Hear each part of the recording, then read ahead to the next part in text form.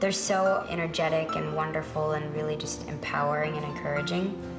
I always try to tell my fans that I never really can truly explain to them how grateful I am for them.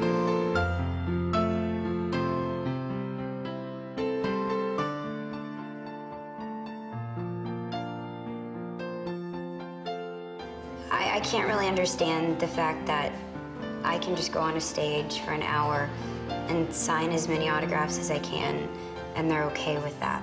And they wait 10 hours, fly from different countries, and wait all day. And me just doing that is good enough.